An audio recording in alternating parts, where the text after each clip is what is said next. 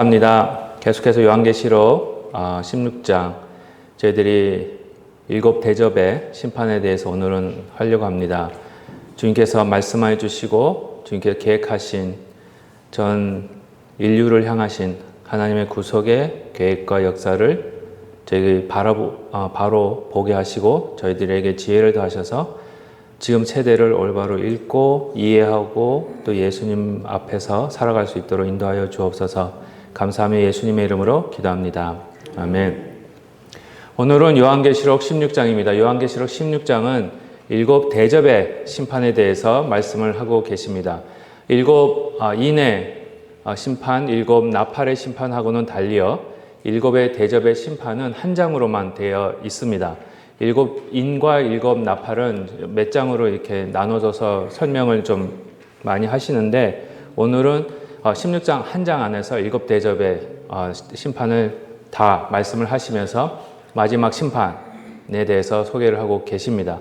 그 말씀은요, 솔직히 7인, 7나팔, 특별히 7나팔과 7대접의 심판은 거의 같은 심판입니다. 같은 내용인데 뭐가 다르냐 하면은 7나팔은 지역적으로 이제 천천히 일어나는 사건이었고요. 7대접은 이제 전 인류에 다 똑같이 일어나는 심판이라고 생각하시면 됩니다. 같은 심판인데 7나팔은 한 지역적으로 이제 천천히 시작되는 심판이었고 7대접은 이제 온 지구를 다 이제 하나님께서 보시고 심판을 하시는 겁니다.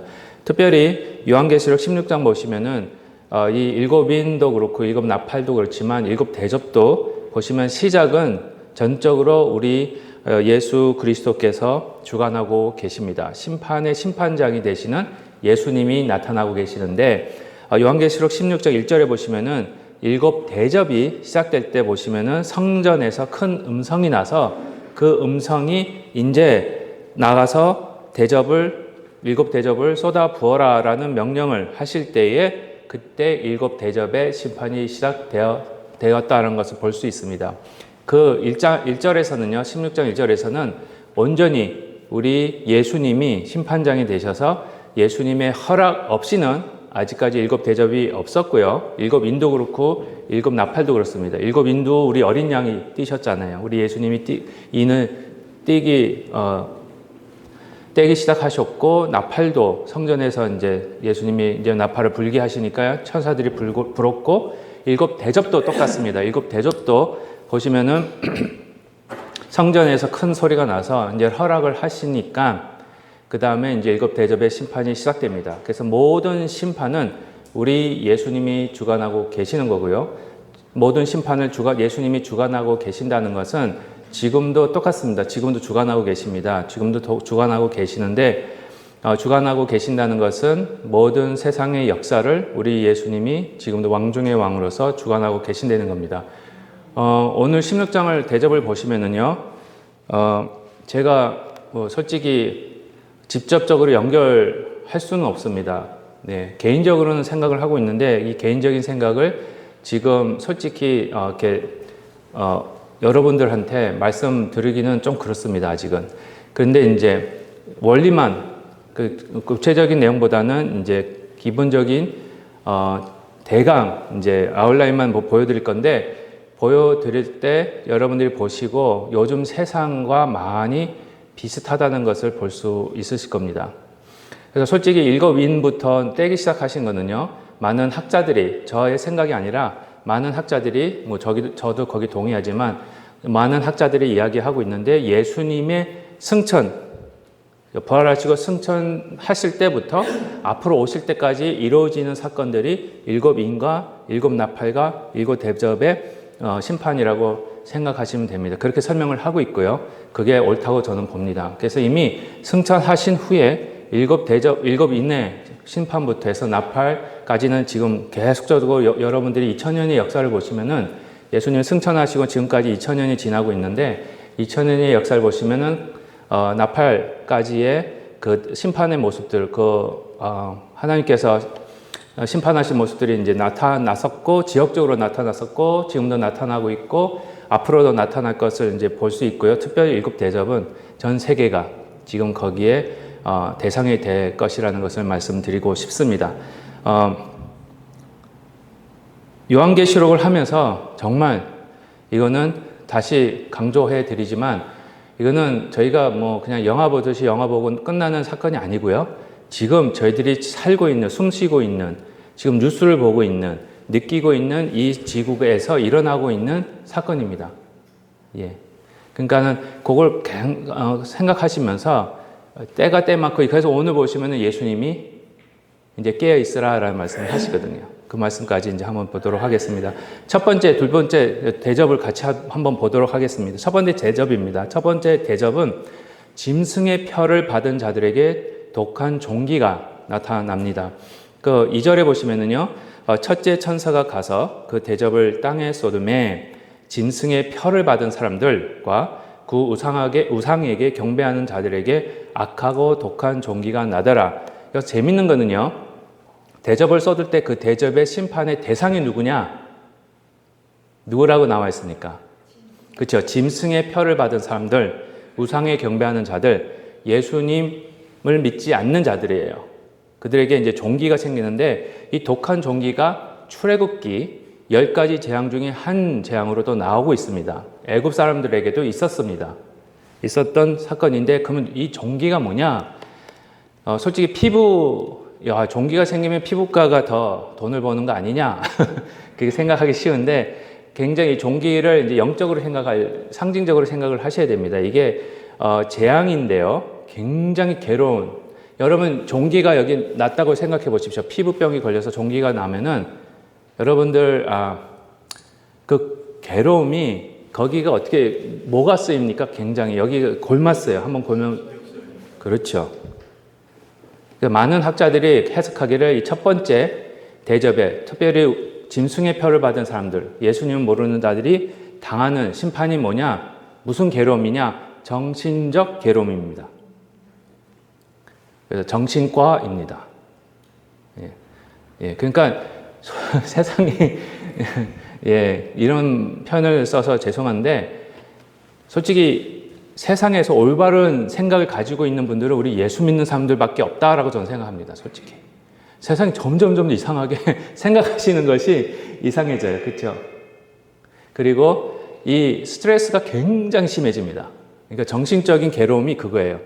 저희들은 예수님 안에서 세상 살아가면서 스트레스를 받는데, 예수님하고 예수 믿는 삶이랑 안 믿는 삶이랑 다른 게 뭐냐면은, 저희는 예수님 안에서 스트레스를 풀립니다. 그리고 그렇게까지 받지를 않아요. 왜냐면 항상, 그래서 우리 예수님이 데살로니가 전서인가요? 그랬잖아요. 항상 기뻐하라, 범사에 감사하라. 여러분, 스트레스를 풀 수 있는 방법입니다. 네. 근데 예수 안 믿는 사람들 그게 없으니까 굉장히 옛날보다 50년이나 30년이나 20년 전보다도 스트레스가 더 많아져요. 정신적인 괴로움이 굉장히 심해집니다. 그러니까 제정신이 정신이 나가는 상황, 그렇죠? 그런 거 있고, 세상이 돌아가는 거 보면은 정말 이거는 질서가 없어지는 그런 상황이 많이 벌어집니다. 그래서 첫 번째 대접은 그거예요. 많은 학자들이 그렇게 생각을 하시는데, 이게 정신적인 괴로움이 증가하는 심판을 이제 전 세계로 이제 된 겁니다. 어딜 가서도 이런 괴로움이 누구에게나 생기게끔 하시는, 그게 이제 첫 번째 대접으로 시작이 됩니다. 그리고 둘째 대접은 뭐냐? 바다가 죽은 자의 피같이 변하여 생물이 죽는, 그렇죠? 바다가 피가 됩니다. 이것도 출애굽기, 그렇죠? 첫 번째로 모세가 바로에게 가서 첫 번째로 행한 그 10가지 재앙 중에 첫 번째 재앙이 나일강이 피로 변해버립니다. 왜냐하면 이 강을, 애굽 사람들이 나일강을 신으로 섬겼는데 생명을 주고, 거기서 보면은 강에서 강을 중심으로 해서 뭐가 많이 발전이 됩니까? 네? 농업, 그쵸? 그러니까 옛날에는 농업이 돼야 되는데, 나일강이 범람해서 거기는 항상 이제 식량이 많았어요. 그러니까 옛날에는 농수산물, 지금을 바라면은 바다에 쏟아지고 바다가 죽고 피같이 되면 농수산물이 없어지는 겁니다. 그러니까 농수산물에 의존하고 있던 경제가 무너지기 시작해요. 그래서 모든 바다 생물이 죽는다는 의미가 해상업에, 저번에도 말씀드린 것 같이 해상업에 의존하는 자들이 피해를 보기 시작합니다. 그리고 경제적 삶이 끝나는 굉장히 지금 그러니까 바다와 바다를 심판하니까 바다를 통해서 무역하는 그게 굉장히 어려워져요. 예, 굉장히 무역의 장벽이 높아지고 관세가 높아지고 잘은 모르겠지만 예, 어떻게 저는 잘 모릅니다. 근데 말씀을 보니까 전문가들이 20년 전에 30년 전에 그렇게 해석을 해놓은 거예요. 보니까 바다를 통해서 무역이 들어와야 되고 그 운하를 넘어가야 되고 그러는데 그게 막혀버리기 시작하는 거예요. 예, 저는 잘 모르겠지만 예, 그게 두 번째 대접입니다. 근데 또 하나는 바다를 심판을 하시니까 악의 뿌리를 이제 심판하시는 거예요. 그리고 모든 짐승에 속한 자들을 심판하시는 겁니다. 그러니까 이게 자기가 짐승의 표를 가진 자들이 그러니까 잘해보려고 한 건데 오히려 자기들에게 독이 되어버리는 거예요. 예, 그게 두 번째 대접이 돼버리는 겁니다. 그리고 이제 세 번째로 넘어가겠습니다. 세 번째는 강과 물 근원이 또 피가 됩니다. 아까도 말씀드린 것 같이 물이 없어지잖아요. 그렇죠? 그래서 4절에 보시면은 셋째 천사가 그 대접을 강과 물 근원의 소돔에 피가 되더라. 피가 되니까 물을 마실 수가 없는 거예요. 예. 그래서 세 번째 대접 강과 물 근원이 피가 되는 재앙은요.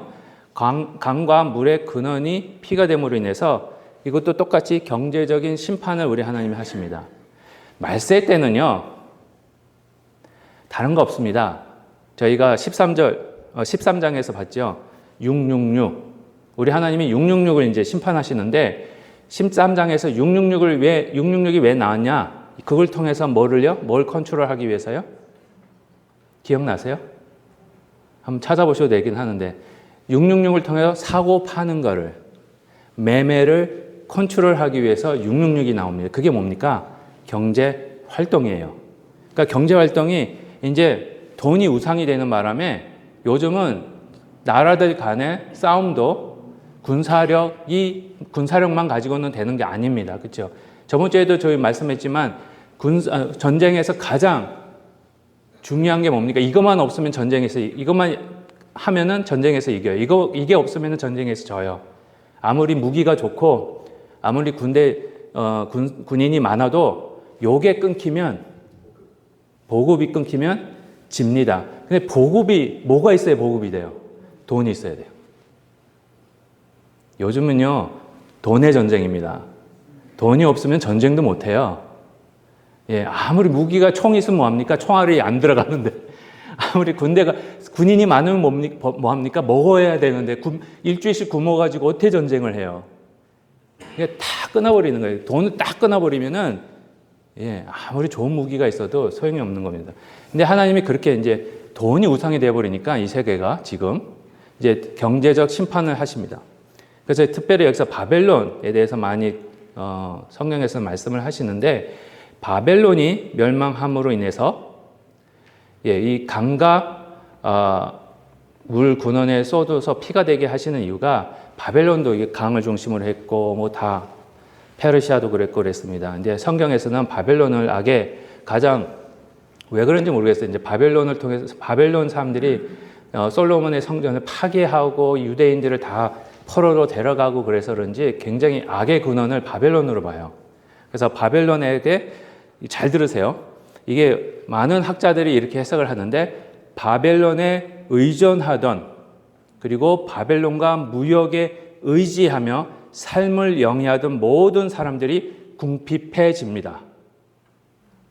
한 나라만 바라보고 거기만 그러니까 요한계시록 18장에 가시면 또 나오는데 한 나라만 바라보고 거기하고 무역만 해가지고 잘 먹고 잘 살려고 그랬는데 요 나라 때문에 망하기 시작해요.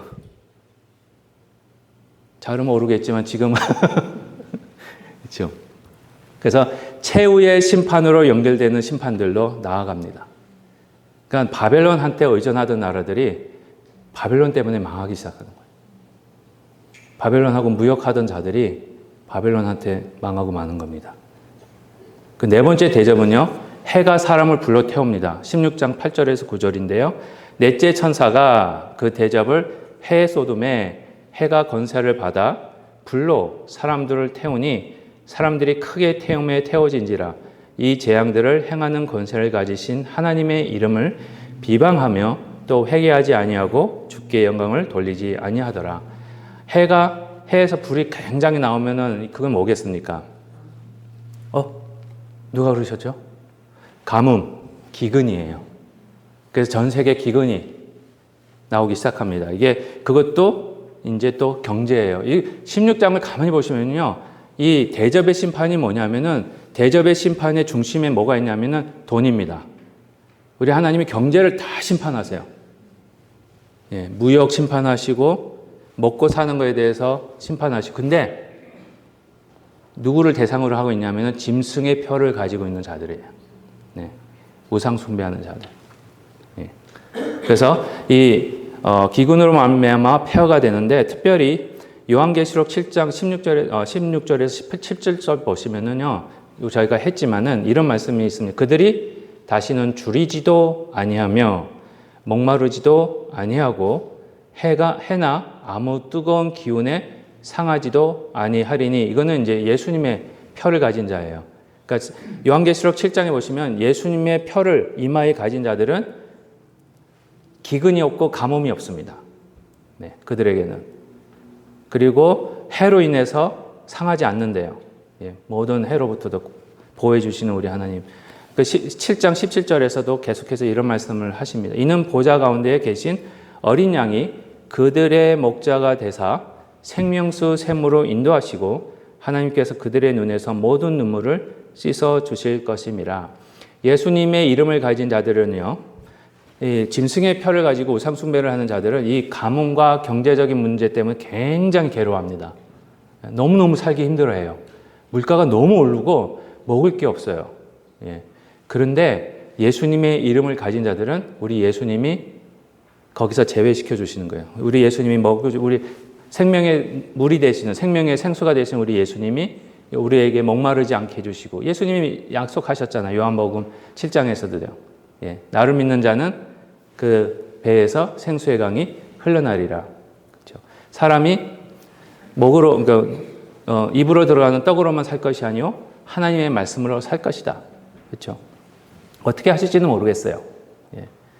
인플레이션이 심해져가지고 만약에 어디는 계란 요가 하나가 1불이래요.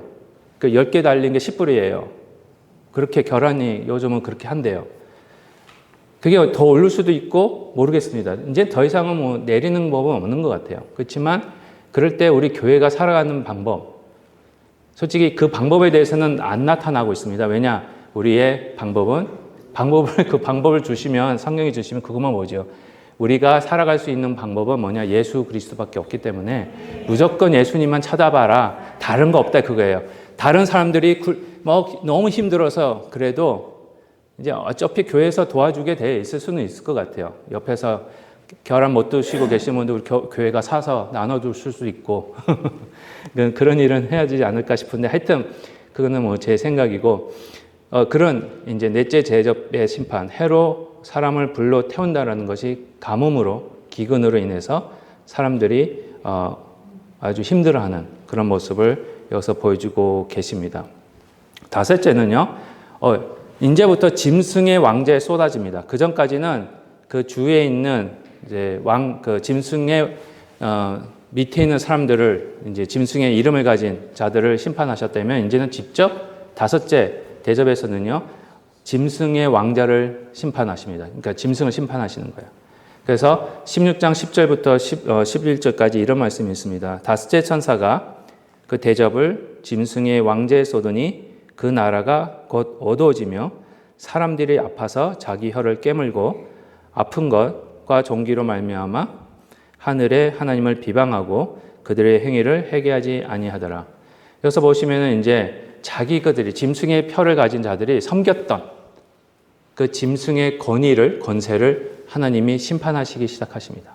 그러니까 어두워져요. 어디로 가야 될지 모르겠는 거예요. 앞이 안 보이는 거예요.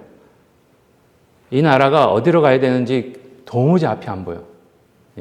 미래가 안 보이는 그런 시간을 하나님이 이렇게 심판으로 주신다는 겁니다. 그랬을 때 특별히 여기서 보시면은 12절, 그죠? 11절에 보시면은 종기로 말미암아 하늘의 하나님을 비방하고, 그렇죠?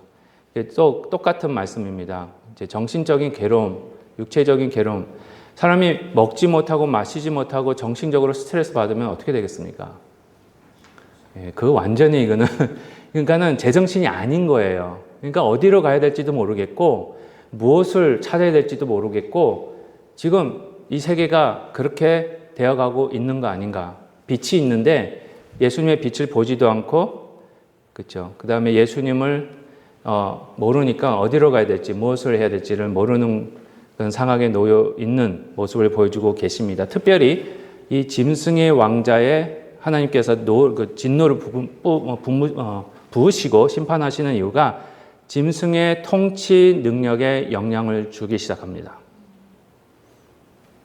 짐승 왕자라고 그랬을 때 그때 당시에 1세기에는 로마 정부를 말하고 있었습니다. 로마 정부와 로마 황실, 숭배, 그거를 이제 하나님이 심판하시는데 특별히 로마 정부와 황실 숭배의 중심지가 버가모, 버가모에 이제 우상들이 많았거든요. 이 버가모를 상징하는 거 아닌가 이렇게 이제 많이 학자들이 해석을 저희들이 하고 있습니다. 그랬을 때에 그 버가모를 어둠으로 그래서 앞이 안 보이게 심판하시고 그 통치 능력을 심판하실 때에 하나님과 분리되는, 그렇죠? 그리고 지옥의 영원한 흑암이, 공포와 두려움이, 무질서가, 영적인 어두움이 거기를 가득 채워지고 있다는 겁니다. 영적인 어두움입니다. 그렇죠? 아무리 말씀을 들려도 이해를 못해요. 요즘은 너무 전도하기 힘든 것 같아요. 그렇죠? 그 무질서입니다. 질서가 없어요. 그렇죠? 세상에 질서가 있는 것 같긴 한데, 예, 그렇습니다. 그리고 공포와 두려움이 있고요.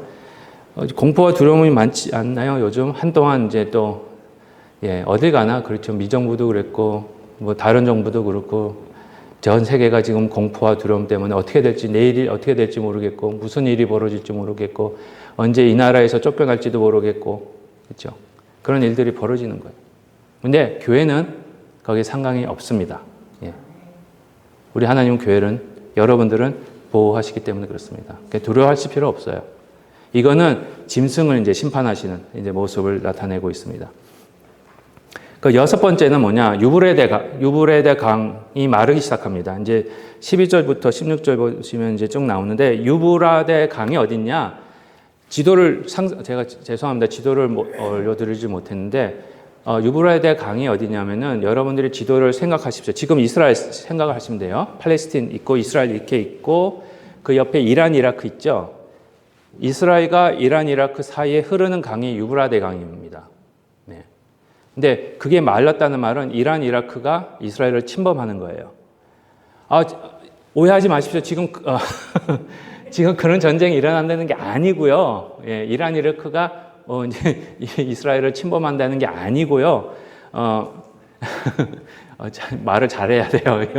잘못하면은 또 이상한 소문이 세언약교에서 이상한 소문이 퍼져나가면은 안 되니까 하여튼 동방왕들의 길이 열리기 시작합니다. 그래서 이 말은 영적으로 보시면은 모든 짐승의 이름을 가진 나라들이 한 곳으로 모이기 시작한다는 겁니다. 그래서 16장 13절부터 14절은 세 개의 더러운 영이 아마겟돈 전쟁을 준비합니다. 네. 그래서 특별히 예수님이 이제 15절에 보시면은 이런 말씀이 있긴 한데 여기서 보시면은 여기 중심에 서 있는 나라가 어디냐면은 아까도 말씀드렸다시피 바벨론입니다. 바벨론이 모든 세계를 점령하고 있었고요. 모든 나라가 바벨론에게 의존하고 있었습니다. 바벨론 제국이었어요. 근데 역사를 보시면은요, 한 가지 말씀드리고 싶은 건 그겁니다. 다 제국이 붙습니다. 바벨론 제국, 페르시아 제국, 그 다음에 그리스 제국, 로마 제국입니다. 그럼 제국이 무슨 뜻입니까? 제국이 무슨 뜻이에요? 예, 통치, 나라. 근데 특징이 있습니다. 한 나라가 있고, 한 나라는 또 한국은 제국이 아닙니다. 그렇죠? 예? 그렇죠. 일단은 제국은 언어가 다 달라요. 문화가 달라요. 역사가 달라요. 근데 한 나라가 다 다스려요. 그게 제국입니다. 예를 들어서 바벨론, 이스라엘 점령했죠. 그 다음에 이라크 점령했죠. 이집트까지 점령했습니다. 옛날에. 그게 제국이에요. 페르시아도. 페르시아는 중앙아시아까지 점령했어요. 아마 제국 중에서 페르시아 제국이 제일 컸었어요. 영토가. 예. 그 다음에 그리스 제국이 나옵니다. 알렉산더 대왕이 나와서 페르시아 제국이 없어지면서 그리스 제국이 나왔어요. 그리고 그 다음에 로마 제국이 나왔습니다. 이와 같이 제국은 공통점이 뭐냐?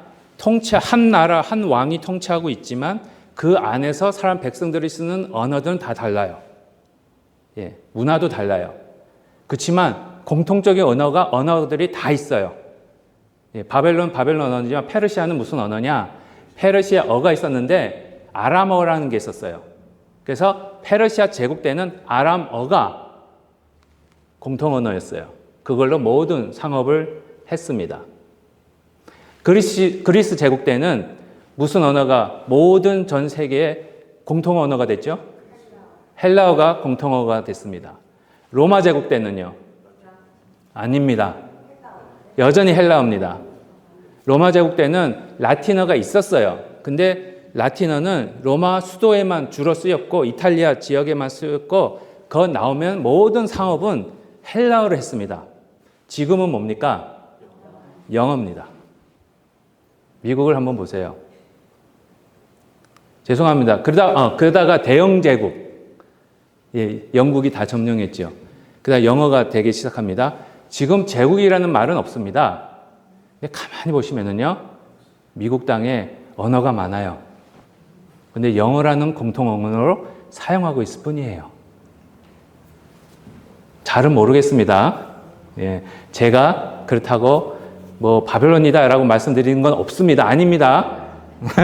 여러분들이 어떻게 해석하시는지. 그런데 그 원리를 보시면 좋겠어요. 세상이 돌아가는 걸 보셨으면 좋겠어요. 예.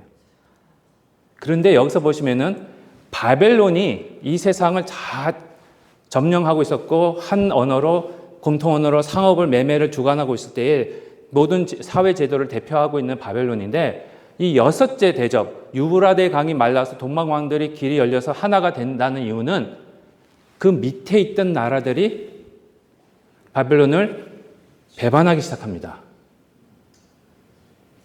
마치 전도사님 말했어요. 저는 얘기 안 했어요. 처음에는 바벨론에 의존하던 나라들이 배반하기 시작해요. 그래서 그 나라들이 연합을 만들어요. 그래서 바벨론을 대적하기 시작합니다. 이게 유브라데 강이 마르고 동방의 왕의 길이 열린다는 의미라고 학자들이 얘기하고 있습니다. 특별히 예레미야 50장에 보시면은요, 구약에 보시면은 41절부터 42절에 이런 말씀이 있습니다. 보라, 한 민족이 북쪽에서 오고 큰 나라와 여러 왕이 충동을 받아 땅 끝에서 일어나리니 그때 아마겟돈 전쟁이 일어납니다. 아마겟돈이 뭐냐? 문자적으로 풀라고 그러지 마십시오. 그럼 굉장히 큰일 납니다. 아마겟돈은 전 세계에서 일어나는 전쟁을 아마겟돈이라고 부릅니다. 근데 이스라엘 백성들에게 아마겟돈 하면은 그 산 이름인데요. 그 산에서 역사적으로 보시면은 많은 큰 전쟁들이 일어났었습니다. 구약에. 그래서 요시야 왕이 애굽이 올라오는 그 아마겟돈 근처에 그 산 근처에 애굽이 올라왔을 때 요시야 왕이 그 막기 위해서 가다가 그 산에서 요시야 왕이 죽어요. 예, 그 전쟁 때문에. 예, 그런 것들 때문에 이스라엘 백성들에게 아마겟돈 하면은 굉장히 큰 사건, 굉장히 큰 산, 전쟁이 일어나는 산, 그런 상징적인 의미가 있기 때문에 이렇게 얘기를 하는 건데, 솔직히 그렇다고 해서 지금 뭐 이스라엘 쪽에 3차 대전이 그쪽에서 일어난다, 저는 그렇게는 안 봅니다. 저의 해석은 전 세계가 다 전쟁해요. 네. 무슨 전쟁이냐? 돈의 전쟁입니다. 예. 이제 군사력 필요 없어요. 그냥 보급료 딸라버리면 끝만인데 뭐 예, 뭐 폭탄 터지고 뭐 물론 있습니다. 있는데 그런 거 예, 전쟁의 승리는 전쟁을 일으키기도 하고 평화를 주기도 하는 것은 하나님이 하십니다. 그렇지만 세상에서요, 짐승의 표를 가진 자들이 뭘 가지고 하느냐? 돈 가지고 합니다. 그걸 하나님이 이제 심판하시는 거예요. 특별히 이제 예레미야서 50장 42절에서도 보시면 그들은 활과 투창을 가진 자라 잔인하여 불쌍히 여기지 아니하며 그들의 목소리는 바다가 설레임 같도다. 딸 바벨론아, 그들이 말을 타고 무사같이 각기 내 앞에서 대열을 갖추었도다. 그러니까 바벨론을 대적하는 나라들이 나오는 거예요.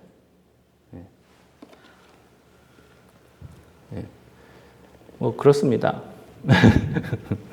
이 6대 대접이에요. 그리고 나서 특별히 또 보시면은 봄에 개구리 같은 세 개의 더러운 영이, 그러니까는 용의 영이고 바다 짐승의 영이고 이제 육지의 짐승의 영이를 말합니다. 그래서 여기서 나오네요. 용의 입과 짐승의 입과 거짓 선지자가 육지의 짐승이에요. 그렇죠? 이 거짓 선지자 입에서 뭐 이렇게 더러운 거 나오는데 개구리가 무슨 뜻이냐면은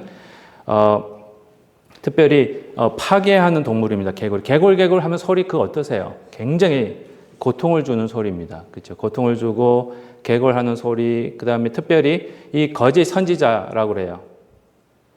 거짓 선지자가 어디서 나오겠습니까? 배가 너무 불러요. 거짓 선지자가 어디서 나옵니까, 여러분? 왜 선지자라고 그랬겠어요? 예?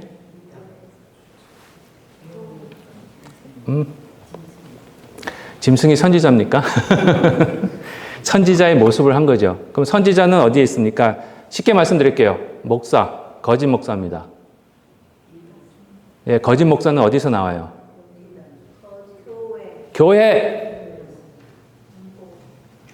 교회에서 미혹의 목소리가 시작될 수 있어요. 정신 바짝 차리셔야 돼요.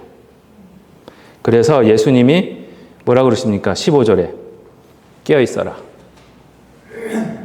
깨어있어라. 내가 도둑같이 오리니 누구든지 깨어 자기 옷을 지켜 벌거벗고 다니지 아니하며 자기의 부끄러움을 보이지 아니하는 자는 복이 있도다. 옷을 하라는 게 항상 하나님 앞에 정결케 하라는 거예요. 구별되라는 거예요. 말씀을 가지고 올바로 판단하라는 겁니다. 그래서 15절 여기 있네요. 15절에 보시면 이렇게 도둑같이 오리니 깨어 있어라. 그때에 세 명의 더러운 영들이 히브리어로 아마겟돈이라는 곳으로 왕들을 모으고 그때 이제 바벨론을 대적하던 그 나라들이 바벨론을 어떻게 하는지는 모르겠습니다. 하여튼 근데 마지막으로 이 바벨론과 모든 그런 나라들을 더러운 새 영이 용과 그다음 바다의 짐승과 거짓 선지자가 하나가 돼서 거짓된 삼위일체의 모습을 통해서 그 싸우려고 한 나라들을 하나로 뭉친 다음에 교회를 대적하기 시작합니다. 하나님을 대적하기 시작합니다. 그게 마지막 전쟁입니다. 그랬을 때 그 하나님을 대적할 때 하나님이 마지막으로 다 깨트리시는 거예요. 그랬을 때 7번째 대접이 시작되는 겁니다. 마지막으로.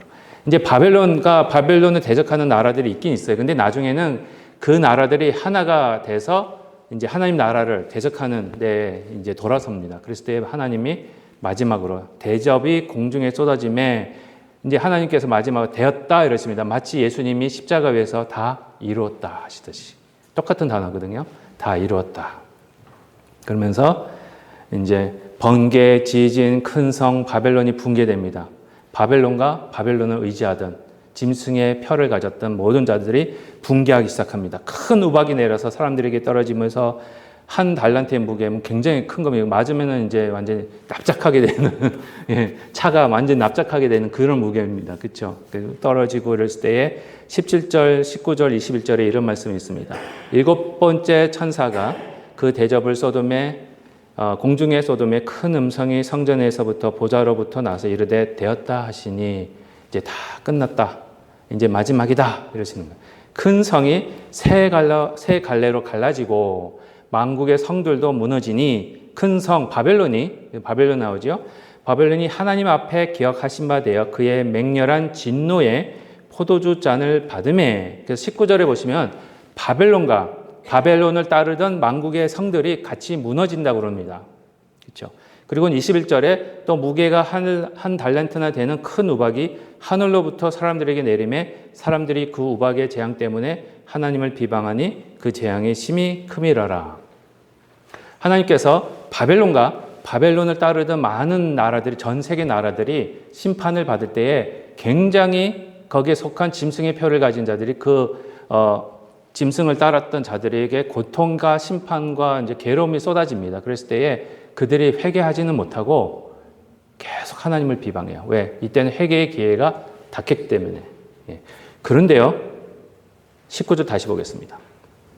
큰 성이 갈라지고 만구의 성들도 무너지는데 뭐가 무너지느냐? 네. 뭐가 무너지느냐? 정치, 경제, 사회, 문화가 다 무너집니다. 그 이유가 뭐냐?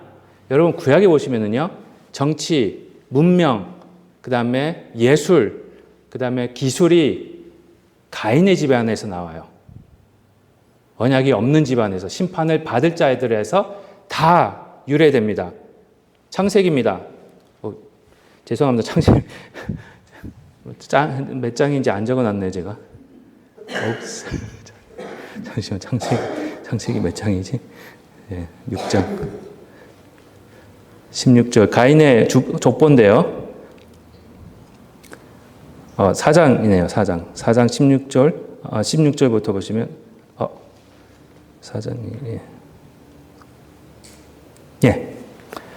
4장 16절입니다. 창세기 4장 16절 보시면 제가 가인 빨갛게 해드렸죠. 가인의 이제 자손들이에요. 가인이 여호와 앞을 떠나서 이미 떠난 자예요. 에덴 동쪽 녹당에 거주하니 아내와 동침함에 그가 임신하여 에녹을 낳은지라. 가인이 뭘 쌓았죠? 성을 쌓았습니다. 성을 쌓았다는 말은 뭡니까? 도시를 만든 겁니다. 도시를 만든다는 것이 뭐의 시작입니까? 문화의 시작이고 문명의 시작이에요. 그러니까 가인의 아들 에녹에 의해서 문명이 시작됩니다. 메소포타미아 문명. 그리고요, 쭉 가다가 쭉 났습니다. 라멕이 두 아내를 맞이합니다. 19절에. 이때 처음으로 일부 다처제가 시작됩니다. 일부 다처제가 시작됩니다. 라멕이 두 아내를 맞이해서 하나의 이름은 아다, 다른 이름은 실라라고 하는구는 아다는 야발을 낳았으니 그는 장막에 거주하며 뭐를 하는 사의 조상이 됐다고요? 가축. 이게 뭡니까? 농경업. 농경업의 가축업이나 농업의 시조입니다. 그 다음에 그의 아우의 이름은 유발이니 그는 수금과 퉁소를 잡는 모든 자의 조상. 이게 수금과 퉁소는 뭡니까? 음악, 예술입니다. 그렇죠? 예술과 문화. 그리고 신라는 두발 가인을 낳으니 그는 구리와 쇠로 여러 가지 기구를 만드는 자라. 이건 뭡니까? 엔지니어이에요. 메카니컬 엔지니어. 수금과 퉁소를 잡는 자니까, 아니, 구리와 쇠로 만들잖아요. 예, 지금의 모든 엔지니어의 기초가 여기 있어요. 그러니까 우리가 지금 누리고 있는 농업, 가축업, 그 다음에 예술, 문화, 문명, 그 다음에 엔지니어까지 누구의 후손들이 만든 겁니까? 가인이에요. 근데 그 다음에 보시면은 여호와의 셈을 주시는 가인과 아벨이 죽고 셋을 주시잖아요. 셋을 해서 하나님이 언약을 주시고 언약의 자손도 쭉 나오는데 보잘것 없습니다, 솔직히. 아무것도 없어요. 그냥 누가 누구를 낳고 아무것도 없어요. 보잘것 없어요. 굉장히 무식하고요. 굉장히 뭐 하나 발견한 거 없고요. 예, 그런 자들입니다. 근데 거기는 여호와의 언약이 있기 때문에 거기는 영생이 있는 거예요. 예. 하나님이 그냥 가인의 자손을 통해서 만들게 하신 문화, 문명을 우리가 누리게끔 하신 것 뿐이지 나중에는 다 심판하시는 겁니다. 왜? 그게 우상이 되게 되면은. 예. 그래서 사도 바울도 그렇잖아요. 우리 하나님께서, 예수님께서 부르심을 받은 자들이 와라. 어디 똑똑한 사람이 있냐? 뭐 잘난 사람이 있냐? 없다고 그러잖아요. 그렇죠? 왜? 예수님만 나타나게 하기 위해서. 이 사람들은요, 이런 문화, 정치, 경제, 사회는 자기들이 나타나요. 결론입니다. 하나님의 심판은 반드시 이루어집니다. 저희가 지금은 세상을 읽을 때입니다, 여러분. 지금까지 지금 소개 16장만 봐도 저는 잘 모르겠지만 너무 지금 세상이랑 비슷하지 않아요? 예. 들을 수 있는 분들은 들으십시오. 제가 예수님은 아니지만 악을 해결하지 않는 자들에게는 임하는 진노가 있습니다. 그리고 예수님의 경고를 기억하십시오. 영적으로 깨어 있어야 합니다. 지금이. 예. 예수님이 언제 오실지 몰라요. 예. 근데 한 가지 분명히 말씀드리고 싶은 거는 가까워진 건 맞아요. 예. 어제보다는 오늘이 또 예수님 맞이할 시간이 가까워진 건 맞아요. 그렇잖아요. 그렇죠? 하루가 지났습니다. 오늘도 하루가 지나가고 있어요. 그래서 15절 말씀 기억하시고, 그렇죠? 예수님은 도둑같이 오십니다. 도둑이 뭐 내가 매로 며칠 내에 몇 시에 가겠다 이러고 안 오잖아요. 그렇죠? 그러니까 항상 깨어 자기 옷을 지켜 벌거벗지 않게 벌거벗고 다니지 않게 하십시오. 이 말은 항상 말씀으로 우리 자신을 돌아보시라는 겁니다. 그렇죠? 라오디게아 교회가 그 요한계시록 시작할 때 라오디게아 교회에게 하나님 책망하실 때 벌거벗은 거에 대해서 책망하셨어요. 예. 말씀으로 항상 저희들 채우고. 그래서 예수님이 갑자기 오셨을 때에 예수님도 또 복음서에서 비유로 말씀하시잖아요. 슬기로운 5처녀, 어리석은 5처녀. 그렇죠? 슬기로운 5처녀는 기름을 항상 준비하고 있는 겁니다. 그래서 옷을 입으라는 게 뭔가 제가 보기에는 슬기로운 5처녀가 기름을 준비한 거 아닌가라고 생각합니다. 신랑을 맞이하기 위해서. 그럼 기름이 뭐겠습니까? 성령, 말씀, 그겁니다. 항상 말씀과 성령 안에서 깨어서 세상을 바로 보시는 지혜와 총명을 가지시고 예수님만 쫓아다니실 때 예수님이 갑자기 팍 오셔도 잘했다 충성된 종아 새언약 교회 내가 그럴 줄 알았어. 새언약 교회 성도들은 역시 준비된 자들이야. 그런 말씀을 들을 수 있는 저와 여러분이 되시기를 축복합니다. 기도하시겠습니다. 하나님 아버지 감사합니다. 말씀 속에서 또 세상을 보게 하시고 세상을 읽게 하시고 하늘의 지혜를 더하셔서 바로 볼 수 있는 그런 저희들 되게 인도하시니 감사합니다. 깨어있는 자들로서 기름을 준비하는 자들로서 옷을 입은 자들로서 항상 주님과 동행할 수 있도록 축복하여 주시고 이곳에 모이신 모든 분들이 말씀을 바로 듣고 또 성장하시면서 더 영육 간의 강건한 모습으로 하나님 보시기에 찾으시는 말세 때에 믿는 그런 믿음을 가지시는 귀한 분들이 될 수 있도록 축복해 주시고 인도하여 주시고 함께하여 주시옵소서. 감사하며 예수님의 이름으로 기도합니다. 아멘.